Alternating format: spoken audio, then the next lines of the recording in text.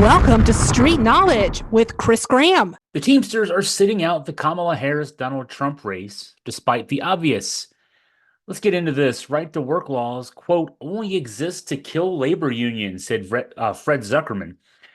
Fred is the general secretary treasurer of the Teamsters Union, which announced on Wednesday that it would not be endorsing a presidential campaign in the 2024 race, despite the obvious. The obvious being ex-President Donald Trump told the Teamsters straight up in his sit-down interview with the union's leaders that he could not commit to vetoing national right-to-work legislation if he is elected to a second term. Now, what are right-to-work laws, you might be thinking?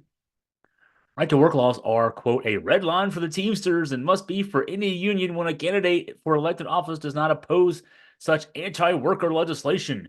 It's too important an issue for the labor movement as a whole to be left up to state legislatures. That was our friend Zuckerman again. Right-to-work laws are essentially anti-union laws, making it hard for unions to even operate in the 27 states in which they're on the books, including Virginia, where I'm based.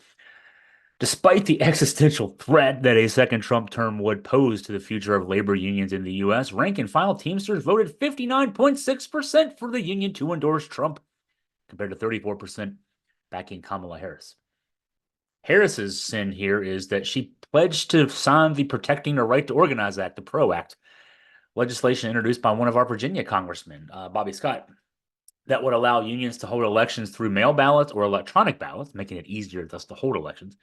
And the legislation would also allow workers to sue employers and would weaken existing state right-to-work laws. So those are two strikes against the Teamsters, their interest versus why they voted the way they did. The press release from the Teamsters announcing their Switzerland stance from the presidential election called the Protecting the Right to Organize Act, quote, an essential piece of labor legislation strengthening union protections. Harris again pledged to sign it. Trump has made it clear he would veto it if it got to his desk, which if he were to get elected, he would get elected with a Republican House and Republican Senate almost certainly, and it wouldn't even get to his desk. So anyway, in addition to pledging to veto the PRO Act, and there's also a legislation called the Public Service Freedom to Negotiate Act, which again, if Trump were to be president, this would never get through a committee, much less anything else. But this Public Service Freedom to Negotiate Act would guarantee the right of public sector employees to organize, to act concertedly, and to bargain collectively in states that currently do not afford these basic protections. So public sector being, federal government employees, state employees, local government employee unions, if in states where they would be able to organize. So here's what we can say. Good luck to the Teamsters come next year. If there is a second Trump term, because you're not going to get anything close to what you want. In fact, unions will have a harder time existing if that's the case. The bigger issue, though, for next year for these Teamsters, we all see where this election is going. Kamala Harris is going to win, and you're not going to have a seat at the table, is what I would say. When Kamala Harris wins, she did sit down on actually Monday with the Teamsters for a lengthy interview. And she pledged at the end of that, endorsement or not, she would work with the Teamsters. That's what people say. The last person I would invite would be Sean O'Brien. Sean O'Brien, starstruck because he got to hang out with Trump at the Republican National Convention, and the Teamsters union folks, 60% of them going for Trump, a guy who's a scab. Here's what O'Brien had to say, which is really, it doesn't add up to anything that the Teamsters supposedly would want, but it is what it is. Unfortunately, neither major candidate was able to make serious commitments to our union to ensure the interests of working people are always put before big business. That's what O'Brien said. We sought commitments from both Trump and Harris not to interfere in critical union campaigns or core Teamsters industries and to honor our members' rights to strike, but were unable to secure these pledges. It's going to be awfully quiet for you next year, Mr. O'Brien, and for your Teamsters. And despite that, there's a one party that actually supports your workers, even though 60% of your members, I can't figure out why they would say they would support a guy who does not even recognize their right to exist. But That's the country we live in today. Coming up next here on our podcast, we're going to talk about the JD Vance lie. That should be an interesting examination. The lie related to cats and dogs in Springfield, Ohio. That's coming up next here on the podcast. So, what is up with this JD Vance immigrants are eating pets lie? Well, as it turns out, it was based on a cat that was later found hiding in the basement. So, this is an unfortunately very true story. JD Vance, the Ohio Republican U.S. Senator, nominee for vice president on the Republican Party national ticket, this guy based his telling of the lie that Haitian immigrants in Springfield, Ohio are stealing and eating pets on a single debunked police report from a Trump supporter. And get this, that lady's cat, which according to her police report, she suspected had been taken by Haitian immigrant neighbors, had not even actually gone missing. I had no idea where she was, the woman said. The woman's name is Anna Kilgore. But she never left the house. And this is what Kilgore told the Wall Street Journal. And in case you're wondering, no, the Wall Street Journal is not a left-wing mainstream media, Democrat-friendly news organization. It is about as Trump as you can get, right?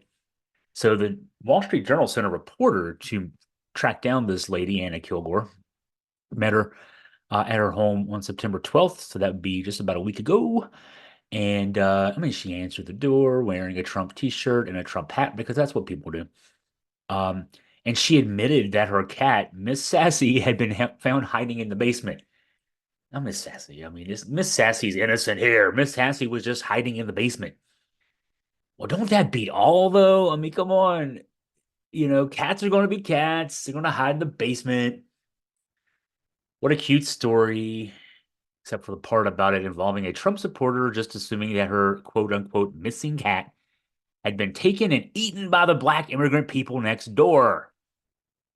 That's American, and it's America in 2024. And it's that lone police report. That's literally the Trump Vance campaign was contacted by the Wall Street Journal and asked for evidence backing the claims of the Republican ticket about Haitian immigrants in Springfield. And this was what the Trump Vance campaign sent back in response, the single police report. This, we're hearing all this talk for the last couple of weeks about Haitian immigrants in Springfield, Ohio, and all these reports that Trump talked about. And then JD Vance has gone into great detail about all these things he's hearing back from his constituents. This is the one report that his campaign was able to send to the Wall Street Journal. Okay. Now, we've already read about other parts, how the story got out. There was a woman posting to a private Facebook group with a fourth-hand telling of, one of those, my friend's daughter's boyfriend neighbor saw something that turns out, obviously, even that was misquoted as it turns out. This got picked up by a neo-Nazi blogger. Go figure how it gets from a neo-Nazi blogger to Donald Trump and JD Vance. That's an interesting story in 2024 America. Now, the woman behind the original Facebook post, identified as Erica Lee, is now using the "I'm not a racist" defense. Literally, that's what she told the Wall Street Journal. "I'm not a racist." And she claims that she's had to pull her daughter out of school out of concerns for her safety. Well, I feel sorry for her there because pretty much all of Springfield, Ohio's had to pull their children out of school for the last week out of fears for their safety. And when they haven't had to do that themselves, they've had that decision made for them by the school system. 36 public buildings, be they city, municipal buildings, city hall in Springfield, schools in Springfield, colleges in the Springfield area, have had to close because MAGAs who are upset that city officials aren't feeding into the stupid narrative about immigrants eating pets are calling in bomb threats. And they continue to do so. And Trump and Vance are continuing to sell this stupid story in the face of what have to be embarrassing fact checks from all corners, including the Wall Street Journal. That these obviously false stories reach the presidential race level is due to the utter gullibility of Trump and Vance. Trump made this national when he got peaked after a dig from Kamala Harris in their September 10th debate, last Tuesday's debate on CNN, when she, you might remember, said something about his boring campaign rallies. He shouted into the ether, in Springfield, they're eating the dogs. The people that came in, they're eating the cats. They're eating the pets of the people that live there, and this is what's happening in our country, and it's a shame. He actually said that, right? And it's notable that a day earlier, and this is again according to the Wall Street Journal, a Vance campaign aide had reached out to the city manager in Springfield, a guy named Brian Heck.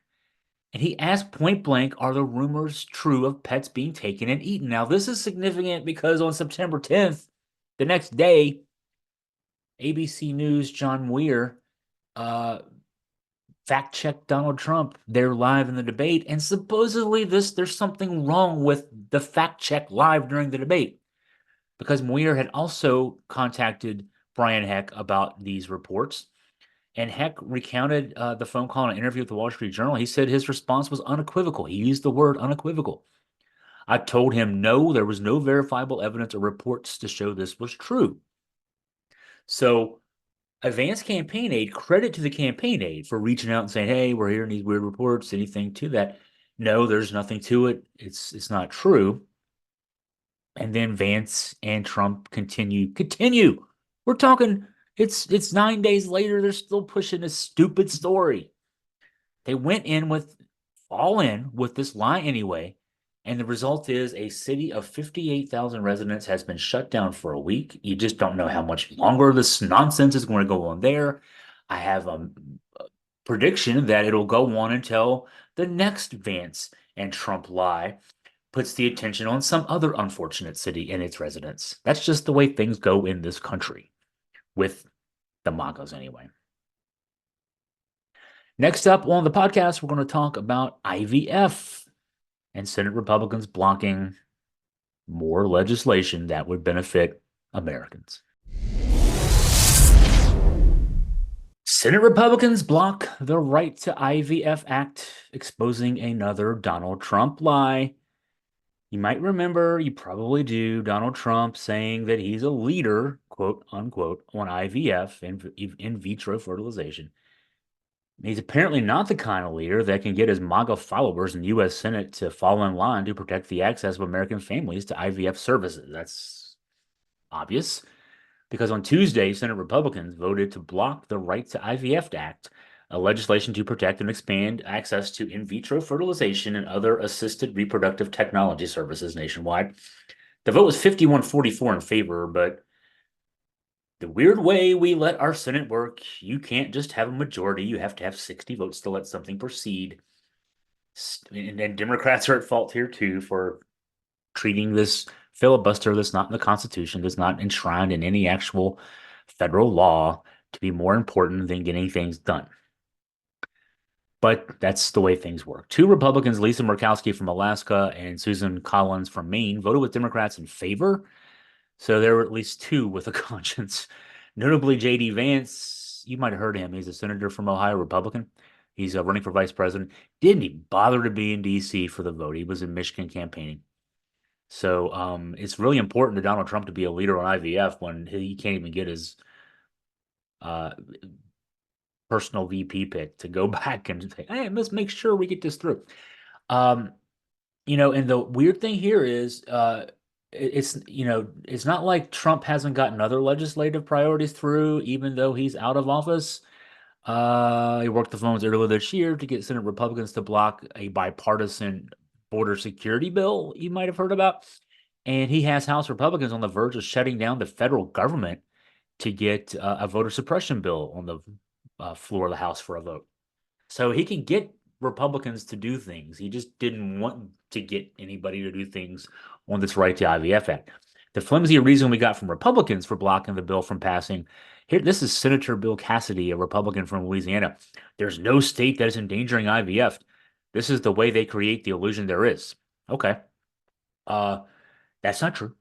The Alabama Supreme Court ruled earlier this year that frozen embryos are children and that those who destroy them could be held liable for wrongful death. That decision, according to rights advocates, could have a chilling impact on infertility treatments going forward in the 19 states in our union with fetal personhood laws on the books. This is a very real issue. There's a reason you have federal enabling legislation like this. You want to make sure that, okay, if we really value something, in vitro fertilization, let's make sure that it's protected. Um, so this is, exposing Donald Trump again. We had a story on Augusta Free Press.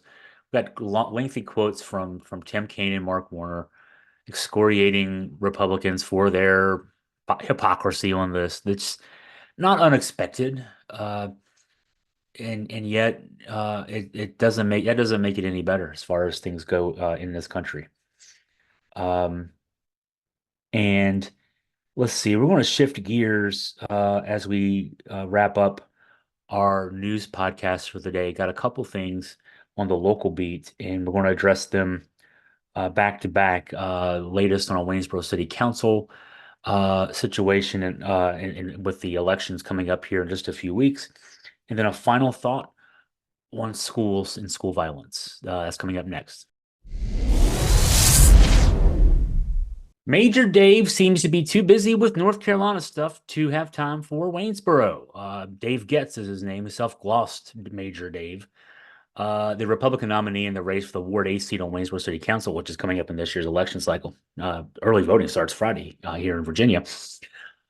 This Major Dave guy sure seems to have a lot to say about politics on his Facebook pages, but it's North Carolina politics he has a lot to say about. Getz, as we've written in the past, is the Vice President of Research, again, that's self-glossed, at the North Carolina-based Electoral Education Foundation. And you can tell from the party affiliation, the group's name, what the focus is there. Election, quote, integrity, unquote, is what folks on that side call it. A lot of information about new voters on the rolls every month and discussion then on the Facebook page about things that can be done to challenge voters. The issue in North Carolina is surprisingly, I think the focus had to be to start from this Electoral Education Foundation on the state races because even though the North Carolina state legislature is, I think it's more than two-thirds Republican because of gerrymandering, at least in part because of gerrymandering. There's a sitting Democratic governor, and there's a governor's race where the Democrat Josh Stein, who is the sitting attorney general in North Carolina, has a double-digit lead on the Republican who's also the sitting lieutenant governor, an interesting fellow named Mark Robinson. So my thinking is that, hey, Republicans are thinking we're going to make sure we do everything we can do to make sure we win those races, right? But the Donald Trump Kamala Harris race has become surprisingly competitive. Now, I say surprisingly competitive. Donald Trump ran well there the last couple of times, but Democrats have won in recent years there. The Barack Obama two elections, for example. And now 538.com has Harris and Trump in a virtual dead heat. This is a must win for Donald Trump. This he needs this state and at least one of the Midwestern states, in addition to the usual core of Republican states, to have a chance to win the Electoral College. Cannot afford to blow North Carolina. And so there's that reason to have someone monitoring voter registrations and promising all these things in election integrity. And then there's a rooting interest, more than a rooting interest for the Electoral Education Foundation. They have a direct stake in the 2024 state races because the guy who's running for lieutenant governor, Mark Robinson, the lieutenant governor running now for governor, is a guy named Hal Weatherman. He's the founder of the Electoral Education Foundation. So Weatherman's the Republican MAGA nominee for lieutenant governor. And I mean, among the things on his campaign website, boilerplate MAGA, men out of women's sports is a priority. I mean, you wish you could make this stuff up. He lists as a priority just simply Donald J. Trump and deporting illegals and armed guards in school. This guy's he's a good MAGA. So long story short, we can forgive Getz for spending a lot of time thinking about North Carolina because I mean, this is a job. He gets paid. I looked it up. He gets paid by the Electoral Education Foundation. He doesn't do this as a hobby. Um, and the surge in voter registration activity in North Carolina, which is his purview, the self-assigned, it's keeping him super busy. And when you look at the activity on his Facebook pages, there was one from last week. Voter registrations really saw a surge in this past week with a statewide net gain of twice that of last week and almost as much as the last 2 weeks combined, which is not surprising. No matter where you are, Virginia, North Carolina, wherever, we're getting closer to the election. So, people are going to be, hey, I should go out there and make sure I'm registered. So, but he's watching. Guess is watching. And then last week he had a post. Once again, I'm recruiting election contest monitors for the November election. You will need to be available on election night when the polls close until 100% of the precincts have reported. We need to have all 100 counties covered and as many specific contests as we can. When I spent way too much time doing this yesterday, but he's got two Facebook pages, a Major Dave Facebook page, which is, a little more formal, I guess. And then his personal Facebook page, a lot of content on both that's similar. I mean, almost like, he posts something to his Major Dave page and he just copies it and pastes it to his other page. There are some things on the personal page, like he had dinner at a barbecue restaurant in Waynesboro. It's one of the few things he's written about Waynesboro on any of his pages, really. But it's mostly, I mean, the content, I'm estimating here 95% of the content on those two pages is North Carolina electoral politics and voter registration information. Dozens and dozens of posts of this nature. I scanned back to the early spring, so I scanned back technically. I guess it'd be the late winter. Um, the mentions of his campaign for the Ward A seat come to a total of two. One was from April 16th when he announced he was running for the seat. The other was August 15th with the picture of a campaign sign and the accompanying message. The yard signs are finally in and assembled, so they are ready when I start knocking on doors to introduce myself.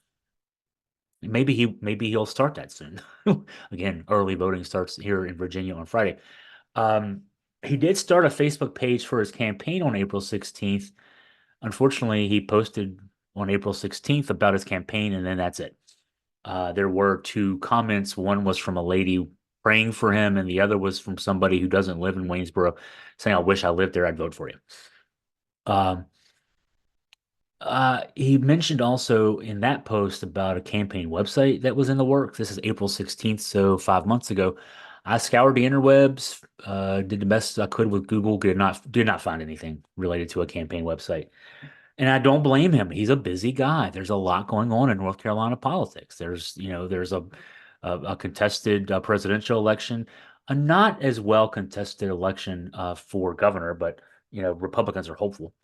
Um, and he's got his head back home. I think he bought his home here in Waynesboro in 2018, but clearly his head and his heart are still in North Carolina, which is, no shame there. If I didn't live in Virginia, if I lived somewhere else, my head and heart would still be in Virginia.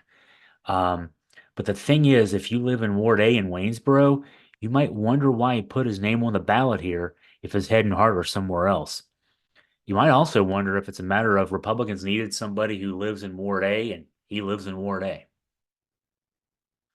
All right, we're going to wrap our news podcast today with some musings on schools and school violence. That's coming up next.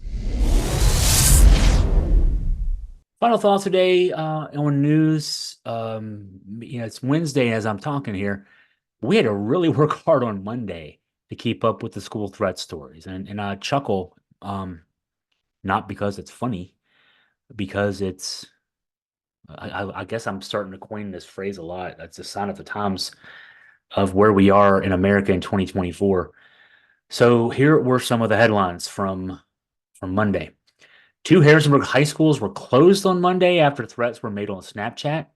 The 16-year-old male charged in that case is also believed to be responsible for threats made to shoot up Wilson Memorial High School here in Augusta County. My alma mater, if I claim it. It's been 34 years, but that's the high school I went to in I guess suburban Augusta County. I was a rural kid, got bused there um, halfway across the county, but that's my school. Not that far away as a crow flies. We had a near tragedy at an elementary school in Orange County, which is over, central Virginia, between Charlottesville and Fredericksburg, where an instructional aide found a loaded gun in the backpack of a 6-year-old. And, the detail of that was it was like 12:50 p.m. when this loaded gun was found. I mean, it was sitting there all day just up the road from us in Page County, which from me is about an hour north up in the Shenandoah Valley up 340.